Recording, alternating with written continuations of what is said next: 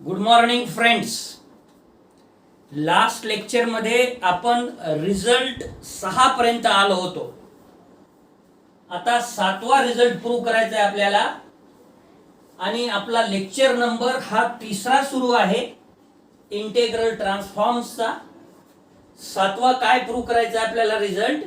To prove that Laplace sin at which is equal to a upon s square plus a square comma s is greater than 0. आता objective type मध्ये तुम्हाला Laplace sin at is equal to विचारू शकतात. मग option मध्ये एक option बरोबर राहील, बाकीचे 3 ऑप्शन चुकीचे असतील. तर आपल्याला हे जर माहित असेल फॉर्म्युला तर आपण करेक्ट ऑप्शन लिहू शकतो. So proof we know that Laplace f of t which is equal to integral 0 to infinity e to the power minus st f of t dt. this is by definition. इथे आपल्याला f of t ची किंमत sin at दिलेली आहे. Hence Laplace sin at which is equal to integral 0 to infinity e to the power minus st sin at dt which is equal to 0 to infinity e to the power minus st. sin at चा formula आहे e to the power iat minus e to the power minus iat divided by 2i into dt. तर आता sin at is equal to हा जो result आहे म्हणजे formula आहे त्याचा, ते एक ऑप्शन करेक्ट असेल आणि बाकीचे 3 ऑप्शन तुम्हाला वेगळे देऊ शकतात, चुकीचे देऊ शकतात. तर फॉर्म्युल्यावर सुद्धा ऑब्जेक्टिव्ह टाइप येऊ शकते. So which is equal to 1 upon 2i in bracket 0 to infinity e to the power minus st into e to the power iat dt minus integral 0 to infinity e to the power minus st e to the power minus iat dt.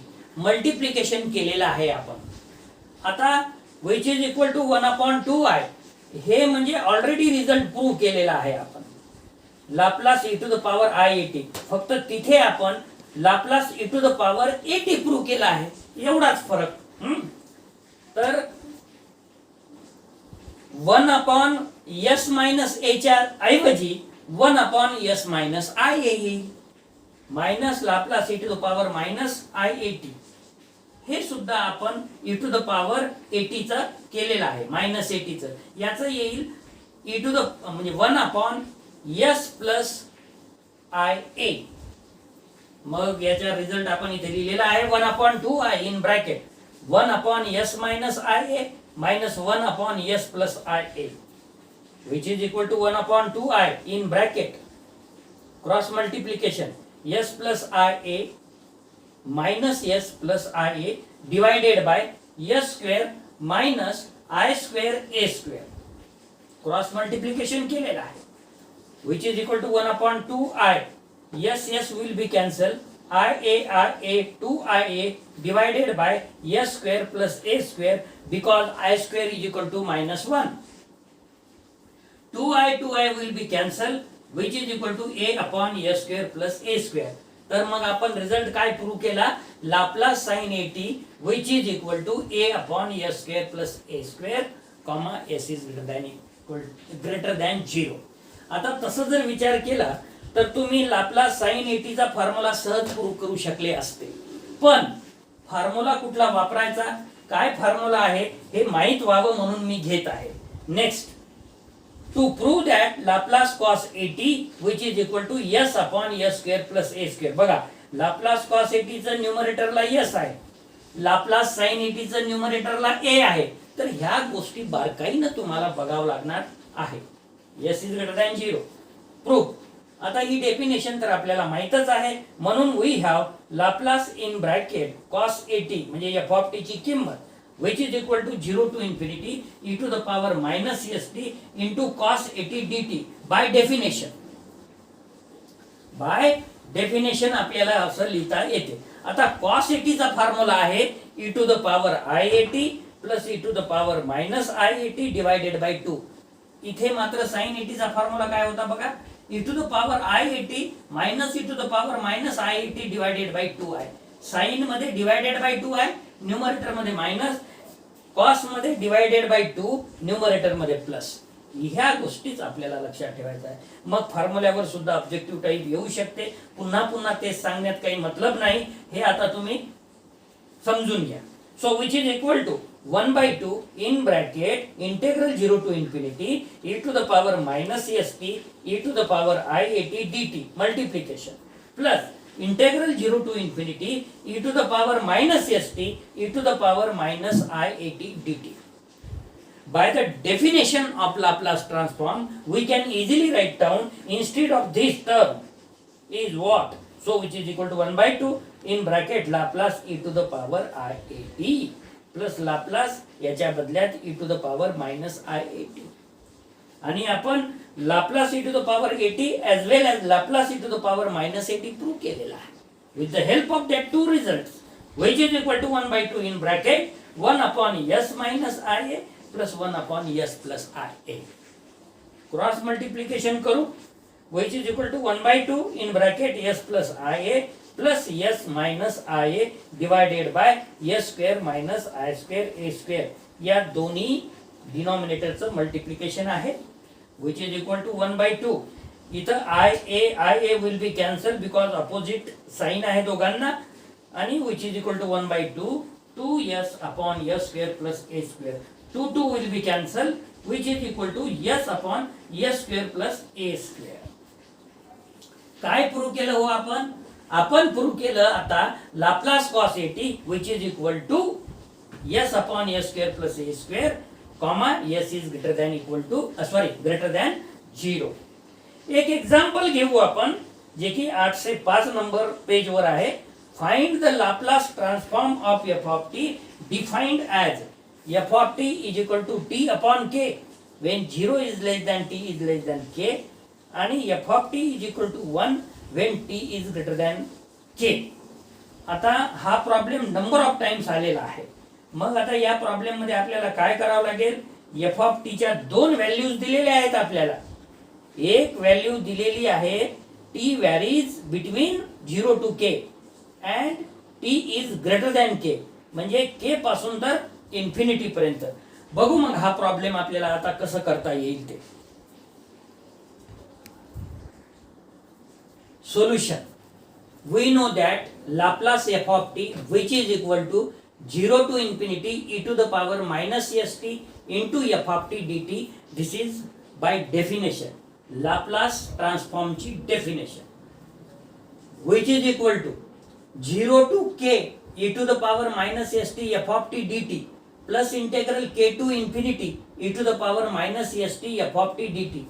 हे आपण कोणत्या property नुसार लिहिलेला आहे तर आपल्याला आठवत असेल 12th स्टँडर्ड मध्ये इंटेग्रेशनच्या नंतर डेफायनाइट इंटेग्रल नावाचं जे चॅप्टर होतं त्याच्यामधली ही प्रॉपर्टी आहे.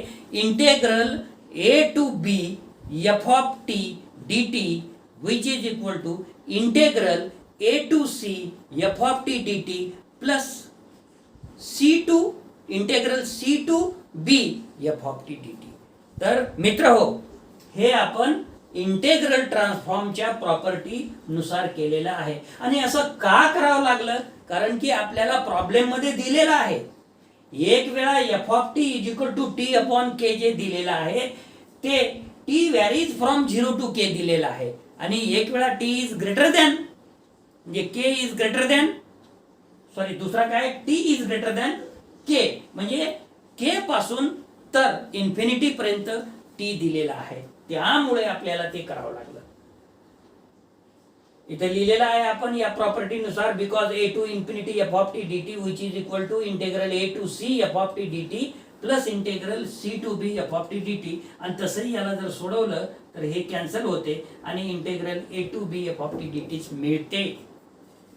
So which is equal to 0 to k e to the power minus s t into value of f of t is t upon k d t. ज्या वेळेस 0 is less than t is less than k होतं त्यावेळेस f of t हे दिलेलं आहे plus integral k to infinity e to the power minus s t into 1 D T. यावेळेस F of T ची किंमत आपल्याला 1 दिलेली आहे. टी इज ग्रेटर दॅन के म्हणजे के पासून तर पुढे इन्फिनिटी पर्यंत टी ची व्हॅल्यूज असू शकते. So which is equal to 1 upon k in bracket integral 0 to k. म्हणजे हा जो 1 अपॉन के आहे तो आपण या टर्म मधून कॉमन घेतला. ओके, म्हणजे मग आपल्याला इथं असं लिहिता येईल, right, 1 upon k 0 to k e to the power minus s t into t d t plus integral k to infinity e to the power minus s t d t. आता आपल्याला integration by parts माहित आहे. काय आहे हो integration by parts? Integral u v d x which is equal to u integral v d x minus integral d upon d x u integral v d x d x. या integration by parts फॉर्म्युल्याने आपल्याला हे काय करता येईल, आता problem सोडवता येईल. मग सोडवा.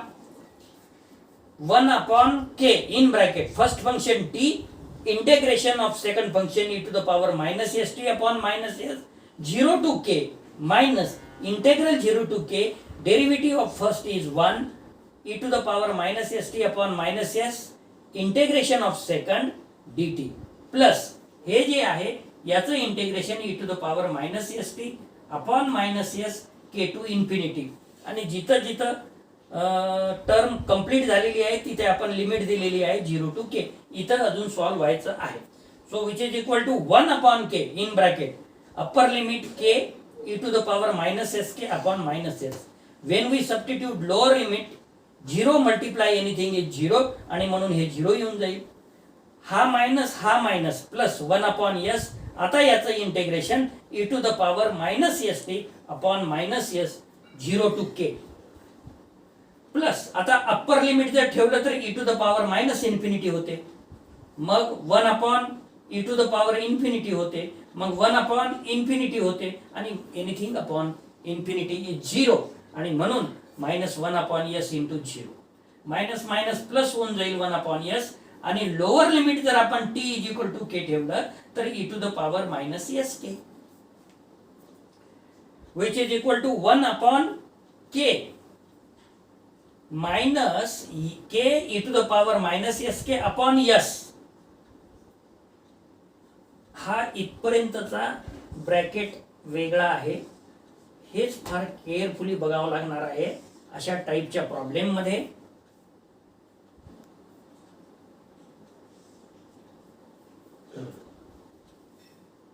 मग काय झालं 1 upon k k e to the power minus s k upon minus s plus 0 आणि minus minus plus 1 upon s. हा आणि पुन्हा त्याचं integration e to the power minus s t upon minus s. हा मायनस मायनस प्लस झाला 0 to के. हा इथं bracket complete plus याचं जे कॅल्क्युलेशन आहे ते मी तुम्हाला सांगितलं आहे minus 1 upon s into 0 plus 1 upon s into e to the power minus s t which is equal to 1 upon k minus k e to the power minus s k upon s. याचं multiplication minus 1 upon s चा वर्ग bracket मध्ये. आता upper limit जर ठेवलं तर e to the power minus s k minus lower limit ठेवलं तर एनिथिंग रेस टू 0 इज 1. त्यामुळे इथं 1 आला आणि plus e to the power minus s k upon s. हा ब्रॅकेट दुसरा आहे. आता हा 1 अपॉन के पहिल्या दोन टर्मला मल्टिप्लाय आहे म्हणून मायनस हा के के कॅन्सल झाला e to the power minus s k upon s. Okay, त्याच्यानंतर हा minus s square e to the power minus s k upon k s square. Minus minus हा minus आणि हा minus plus 1 upon k into 1 upon s square into 1. Okay, म्हणजे 1 upon k s चा वर्ग आणि शेवटची term plus e to the power minus s k upon S. त्यामुळे काय झालं हो, मग आता पहिली टर्म आणि शेवटची टर्म सारखी आलेली आहे आणि त्याच्या ज्या साइन्स आहे त्या अपोजिट आहे. त्यामुळे काय होईल, कॅन्सल होईल आणि राहिलेल्या दोन टर्म मधून जर आपण 1 अपॉन के स्क्वेअर कॉमन काढला, पहिले लिहून टाकलं which is equal to 1 upon k s square minus e to the power minus s k upon k s square which is equal to 1 upon k a square taken out common and remaining is 1 minus e to the power minus sk. आता जेव्हा असे examples असतात, एखाद्या टीचरला जर या एक्झाम्पलवर objective type विचारावं वाटलं तर तो पूर्ण प्रॉब्लेमचा स्टेटमेंट देऊ शकतो. And then the solution of this is 1 upon k a square in bracket 1 minus e to the power minus s k, हा एक आणि दुसरे 2-3 ऑप्शन देऊन तुम्हाला तसंही प्रश्न विचारू शकते. त्यामुळे तुम्ही बारकाईनं कुठलाही प्रॉब्लेम जर आपल्याला करायचा असेल तर ते प्रॉब्लेमचं स्टेटमेंट, त्याचा अँसर, किंवा एखादा अँसर देऊ शकते आणि त्याचा प्रॉब्लेम काय असू शकते असंही विचारू शकते.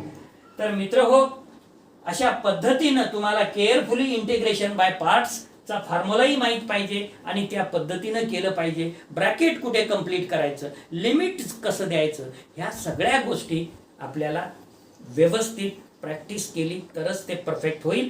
तर आपण आज इथेच थांबणार आहोत. धन्यवाद.